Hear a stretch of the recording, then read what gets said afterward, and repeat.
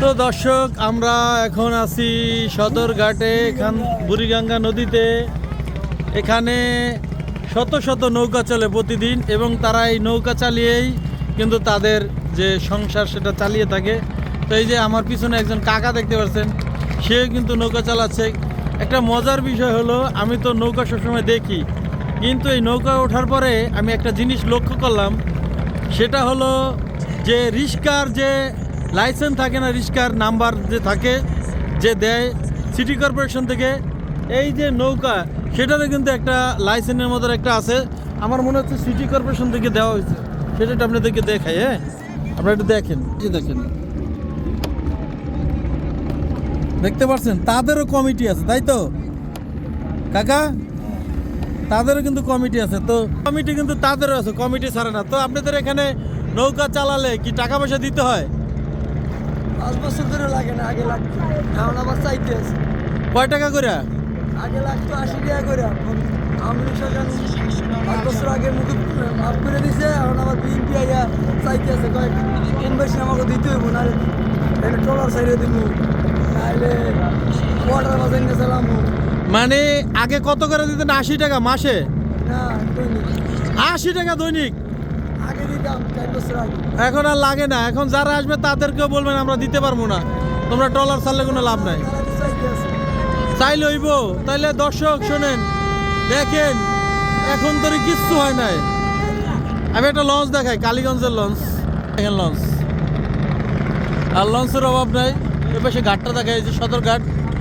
এই যে লঞ্চ দেখেন, কালীগঞ্জ, ইলিশা, কর্ণফুলি, এবং এই পাশটা দেখে দেখেন কত নৌকা চলে সারা দিন রাত, লাইফে 24 ঘন্টা, দিন রাত 24 ঘন্টা কিন্তু এখানে এই নৌকা চলাচল করে।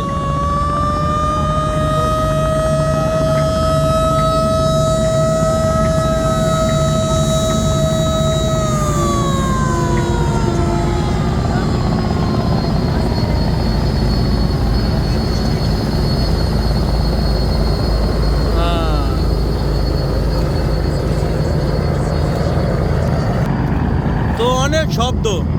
একটা মজার বিষয় হলো, সব থেকে চলাচলের জন্য লঞ্চে কিন্তু সবচেয়ে মজা। যাদের বাড়ি বরিশাল তারা অবশ্যই একটু কমেন্ট করে জানাবেন যে সব থেকে কোথায় চলতে ভালো, মানে সব থেকে বেশি মজা লাগে। নদীপথে কিন্তু লঞ্চে মজা বেশি। তো কাকা, আপনি কত বছর ধরে যাবত চালাচ্ছেন নৌকা? 40 বছর? 88 থেকে এখন পর্যন্ত সেই 2024 পর্যন্ত চালাচ্ছে। 24 হয় নাই, মানে 36 বছর হয়। আর তাহলে 88 হিসাব করলে 36 বছর হয়। এখন বিষয়টা হলো, এই যে কাকায় নৌকা চালাচ্ছে। আচ্ছা, আপনাদের এখানে কত হাজার নৌকা চলে?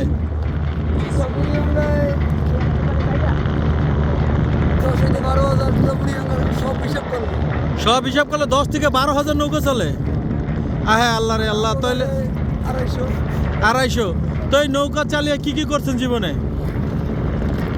অনেক কিছু করছে, কেউ বাড়ি করছে, কেউ করতে পারে না, কেউ সন্তান বড় করছে, কেউ জমি কিনছে বরিশালে।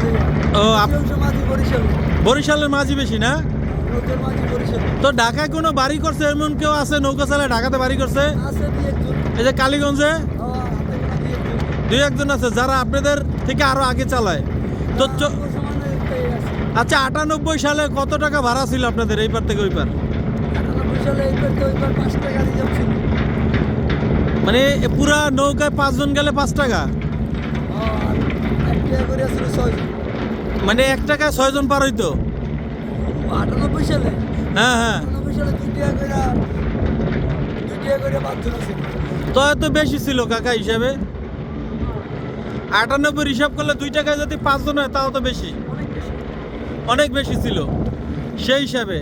এখন 10 টাকা নিলে তখন নেওয়া উচিত ছিল, মনে করেন 5 জনে 1 টাকা নেওয়া উচিত ছিল, তাইলে মানে ঠিক মতো রইতো। আর সেই হিসাবে এখন নেওয়া উচিত এক একজন 20 টাকা 30 টাকা করে। যারা দিন মজুরেরা কি টাকা দিয়ে চালাইতে পারবো? না না, এটা ঠিক আছে আপনার হিসাবে। 2বার যাইবো 2বার আইবো, এরকম মানুষও আছে। না না, এটা ঠিক আছে আপনার কথায়। যাই হোক, তো কাকা 88 সাল থেকে কিন্তু এই নৌকা চালাচ্ছে সে। এবং আপনার ছেলে মেয়ে কয়জন? আর ছেলে 2 ভাই। তারা কি লেখাপড়া করছে? লেখাপড়া করছে সীমিত। মানে মোটামুটি সব কি বিয়ে শাদী দেওয়া শেষ? না, বিয়ে দেওয়া বাকি আছে, আর বিয়ে দিছে। ও, আর ছেলেরা?